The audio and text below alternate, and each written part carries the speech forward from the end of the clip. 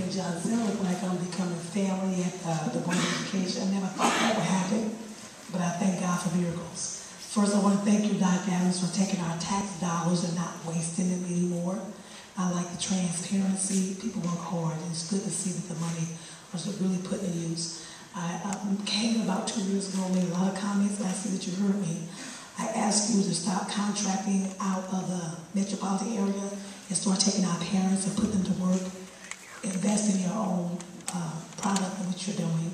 I thank you for the Afrocentric School, because I go to Jefferson City a lot, and one bill I wanted to introduce was that if there was a school with 85% African American students, I want them to be taught about African history all year long in every class. And you're doing that with the Afrocentric School, because the kids know who they are. They won't know where they've been, they won't know where they're going. So you stop the bleed, and you'll begin to put in that self-respect and identity. I thank you for that. Also, Beaumont High School, I live in the 3rd Ward. Our kids need trade. Not computer, I mean, they need math and all that, but they need a skill. At the end of the day, they know, can I trade a tire, can I paint, how can I make it in case I don't go to college? And you've done that. And I just want to thank you for your blending schools. I said you have a loss a whole lot with Stevens. I like what you're doing at Beaumont. You're separating the 9th graders from the 10th and the 11th graders. I like that. And what you're doing every year. And my son does go to Vashon. Every time I come to meet, I've been meaning to mention that, but I'm so busy fighting other issues that I've forgotten. That was a tough decision. It was a battle in my home to bring my son to Rick Gable. I said, well, God, you know what? You must have a creative way. Sometimes he bring you in to get you involved to make a change. By my son being here, and I know they had the statistics there, the reading level was really low for remedial classes. Well, my son, I know his ACT score said, Mama, I'm in that 2%. But he's here to make a change. I could have gone someplace else. I'm glad that he chose Vashon, because I'm here to make a difference. Not to complain. To the alternative schools.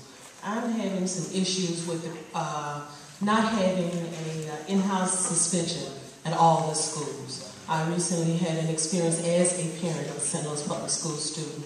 He was chastised for chewing gum, and he was suspended for 3 days. And this is at Compton Drew.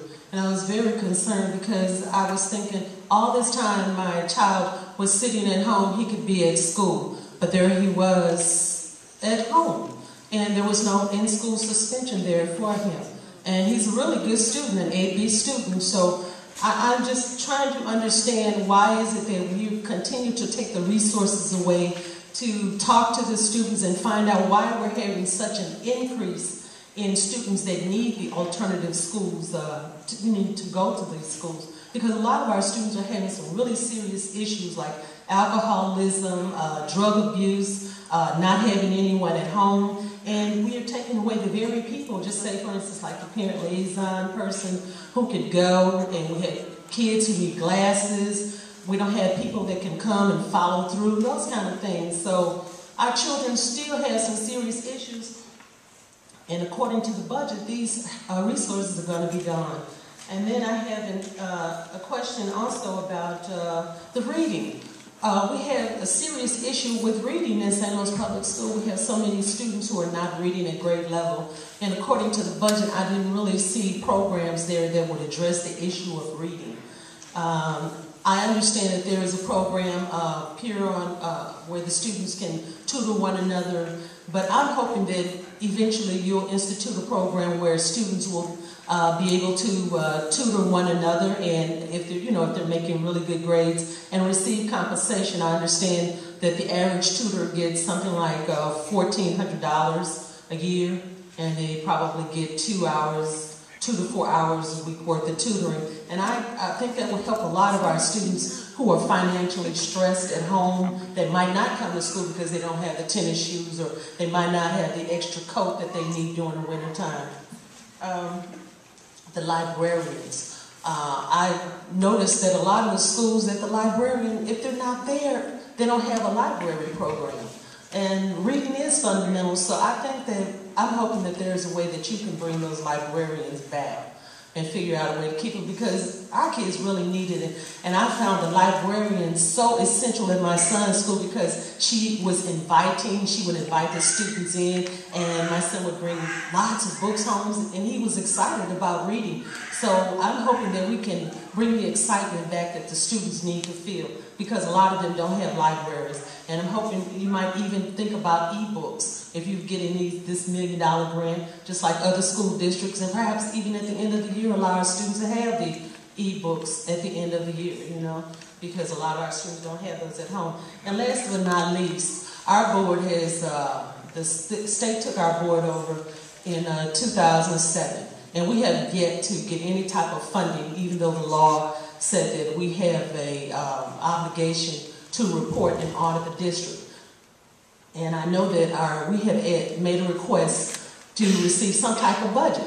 And we have not received any type of monies to put out any type of reports to report to the general public on what's going on in the district. And I would really not like to know what's going on, because I went downtown the other day and I noticed that in the board office, we have people who are being paid with the $150 million grant. They're in the board office, and we can't even come down there, and we haven't even been allowed to come down and have our meetings at the board. So I'm just hoping that you'll be fair. Thank you.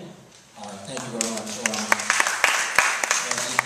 The first one, ISS monitors were removed from elementary schools last school year, but they were at middle and high schools. So it could have been in this particular case that the room was overcrowded and didn't have enough space, but we did remove them from elementary schools last year, but middle and high schools, I'm correct, middle and high schools did keep the ISS monitors this year. I'm almost positive about that. I may be off a little bit. We kept them at middle or high and took them away from elementary or vice versa, but if I remember correctly, all high schools and middle schools kept the ISS monitors. As far as the reading program, what's not listed in the budget out of Title I, I earmarked about $1 million next school year for a K-8 reading program. We're reviewing some programs now. There was a meeting last week with the Chief Academic Officer to look at some programs. We do have a program right now in all of the high schools, not all of them. Renaissance Reading for high school, Read 180 at middle school, and we're looking at an intervention program, quite frankly, for struggling readers for elementary schools right now. As it relates to the budget piece, we did receive the request, and I'm reviewing the request right now from the elected board and the budget that was requested. I did receive that from Ms. Rogers, Dr. Rogers, about 2 or 3 weeks ago. That's not listed in here, and that's why we're looking at it prior to the 26th board approving anything. I'm reviewing it right now and give something to the board for them to discuss prior to the 26th. All libraries will have a library support. It may not be a librarian, but a library aide. It will be one or the other. But we're not eliminating support of the library. We are looking at it, quite frankly.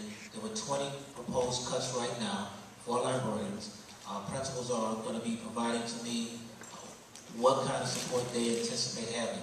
Again, I didn't cut any librarians. The principals at school sites looked at the budget and made a recommendation based upon the resources that they were able to garner, and they made some recommendations. The state, because of fiscal issues this year and last year, waived a number of the requirements for certain things. And so we are responding to those kind of requests on a case-by-case basis. But the libraries have been cut some 20 based on principals looking at their budget and realizing that they want to put a librarian aide in as opposed to a librarian. But the librarians have provided to me an entire report that I'm reviewing right now, and we'll be meeting with some selected principals to see what kind of adjustments can be made. I can't guarantee you that our 20 will come back. I can't guarantee that we will look to see what we can do to try to address some of the fiscal concerns that they have about keeping a librarian as opposed to a library aide.